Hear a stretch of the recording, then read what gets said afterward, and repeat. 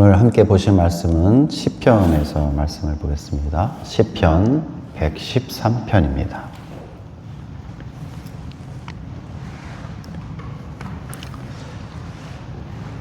오늘 함께 보실 말씀 시편 113편 말씀입니다. 제가 봉독하겠습니다. 할렐루야, 여호와의 종들아 찬양하라. 여호와의 이름을 찬양하라. 이제부터 영원까지 여호와의 이름을 찬송할지로다. 해 돋는 데에서부터 해 지는 데까지 여호와의 이름이 찬양을 받으시리로다. 여호와는 모든 나라보다 높으시며 그의 영광은 하늘보다 높으시도다. 여호와 우리 하나님이 같은 이가 누구리요? 높은 곳에 앉으셨으나 스스로 낮추사 천지를 살피시고 가난한 자를 먼지 더미에서 일으키시며 궁핍한 자를 거름더미에서 들어세워 지도자들 곧 그의 백성의 지도자들과 함께 세우시며 또 임신하지 못하던 여자를 집에 살게 하사 자녀들을 즐겁게 하는 어머니가 되게 하시는도다. 할렐루야. 아멘. 네, 이 새벽 하나님의 말씀을 사모하는 마음으로 나오신 여러분을 주님의 이름으로 다시 한번 축복합니다. 저와 여러분은 오늘 시편 113편을 마주합니다. 이 시는 이스라엘 백성들이 유월절 같은 큰 절기 때마다 소리 높여 불렀던 할렐 시편의 첫 번째 시 노래입니다. 오늘 말씀을 통해서 우리가 하나님을 찬양할 이유를 발견하고 또한 함께 기도할 기도의 제목을 찾길 소원합니다. 새벽은 어둠이 물러가고 빛이 찾아오는 시간입니다. 우리 인생도 때로는 어둡고 막막한 때가 있지만 오늘 시편 기자는 상황과 상관없이 우리가 찬양해야 할 이유를 명확하게 제시하고 있습니다. 시인은 1절부터 3절까지 찬양하라는 명령을 반복하고 있습니다. 찬양의 범위를 또한 선포하고 있습니다. 하나님을 찬양할 그 시간의 한계가 없음을 또한 말하고 있는데요. 2절에 보시면 이제부터 영원까지 찬양하라고 합니다. 즉 일이 잘 풀릴 때만 찬양하는 것이 아니라 고통의 밤을 지날 때도 오늘처럼 하루를 시작하는 이 새벽에도 우리 입술에는 찬양이 머물러야 한다는 것입니다. 또한 3절에 보시면 해 돋는 데에서부터 해 지는 데까지 여호와의 이름을 찬양을 받으시로다. 이렇게 장소의 한계가 없음을 또한 선포하고 있습니다. 해가 뜨는 곳부터 지는 곳까지 이 세상 어디에도 하나님의 통치가 미치지 않는 곳은 없습니다. 더 나아가 온 우주가 하나님의 손에 의해 운행되고 있습니다. 여러분 혹시 지난 한 주간 고단한 하루를 보내신 적이 있으십니까? 혹은 어느 날 아침에 문득 그날 마주할 일들이 부담스럽고 무겁게 느껴지신 적이 있으셨습니까? 우리의 찬양은 기분에 근거하는 것이 아니라 변함없으신 하나님의 이름에 근거합니다.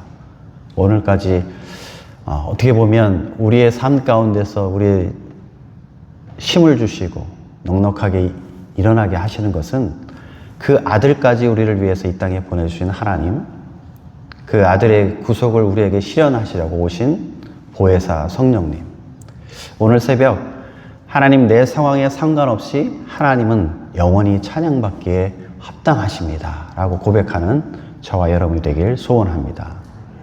두 번째는 하나님의 초월성과 겸손이십니다. 4절과 5절에 보면 하나님이 얼마나 높으신 분인지 설명하고 있습니다. 그분은 모든 나라보다 높으시며 그 영광은 하늘보다 높습니다. 그런데 6절에 보면 놀라운 표현이 등장을 합니다. 스스로 낮추사 천지를 살피시고. 이 구절을 직역하면 하늘과 땅을 보시기 위해서 자신을 낮추셔야만 하는 분이라는 뜻입니다. 하나님이 너무나 거룩하고 높으시기에 그분에게는 광활한 우주조차도 허리를 숙여서 들여다봐야 할 만큼 작은 존재라는 것입니다. 그런데 여러분, 이 말씀을 좀 더 깊이 묵상해 보면 그 높으신 분이 고개를 숙여서 우리를 보신다는 것입니다. 단순히 구경하시는 것이 아니라 살피십니다. 여기서 살피다는 말은 사랑 어린 시선으로 주목하신다는 뜻입니다. 여러분, 거대한 우주를 창조하신 분이 나 같은 사람의 작은 신음소리에 귀를 기울이신다는 것이 사실로, 진실로 믿어지십니까? 이 사실이 믿어지신다면 바로 이것이 은혜입니다. 하나님은 멀리 계신 독재자가 아니라 우리를 보시기 위해서 기꺼이 자신을 낮추시는 사랑의 아버지이십니다. 이 낮아지심의 절정이 바로 인간의 몸을 입고 오신 예수 그리스도이십니다. 아들 예수 그리스도의 오심은 바로 우리를 향한 그 사랑의 하나님의 소통의 의지이고 또 교제의 의지이고 섬김의 의지의 표현입니다. 그러므로 저와 여러분은 이 땅의 삶에 대한 두려움과 염려함을 뒤로 하고 그 하나님의 통치 앞에 순복할 수 있길 소원합니다. 마지막으로 하나님이 낮아지셔서 하시는 구체적인 일이 7절부터 9절에 기록되어 있습니다. 그것이 바로 회복과 반전입니다. 가난하고 궁핍한 자를 일으키시는 것, 먼지 더미에서 거름 더미에서 비천한 자를 들어 올리신다는 것, 그리고 그들을 지도자들의 자리에 앉히십니다. 또 하나님은 슬픔을 기쁨으로 바꾸십니다. 당시 사회에는 아들 낳는 것은 가장 영광스러운 일로 여겨졌고 또 아이를 낳지 못하는 것은 수치로 여겨졌습니다. 이와 같은 배경에서 고통받던 임신하지 못하는 여인의 괴로움을 하나님이 보시고 자녀들을 통해 즐거움을 누리게 하신다는 것을 찬미하고 있습니다. 하나님은 우리가 처한 환경에 거름더미를 치우시는 것에서 그치지 않으시고 우리 자신의 신분을 바꾸십니다. 먼지 묻은 인생을 털어내어서 왕의 자녀로, 놀라운 그 영광스러운 하나님의 왕의 자녀로 삼아주십니다. 세상은 우리의 가진 것이 없으면 외면하지만 우리가 낮아져 있을 때 하나님께서는 비로소 우리를 들어 올리실 기회로 삼으시는 하나님이십니다. 그 누구도 하나님 앞에서 교만해서는 안 됩니다. 자랑해서도 안 됩니다. 반면에 하나님을 믿는 저와 여러분은 절망해서는 안 된다는 것입니다. 사무엘상 1장의 한나의 기도를 기억하길 원합니다. 말씀으로 세상을 창조하신 하나님께서 오늘 시편 기자는 자녀가 없어 소망이 없는 여인에게 자녀를 안겨주셔서 기쁨을 되찾아 주신다고 찬양하고 있습니다. 때로는 저와 여러분 마음 상태가 혹시 먼지더미 같지는 않습니까? 내 인생은 왜 이럴까? 왜 이렇게 메말랐을까? 하면서 아이를 갖지 못하는 여인의 상태처럼 답답해하고 계시지는 않습니까? 하나님은 역전의 명수이십니다. 빈손을 채우시는 분이 아니라 빈 마음을 하나님의 기쁨으로 채우시는 분이십니다.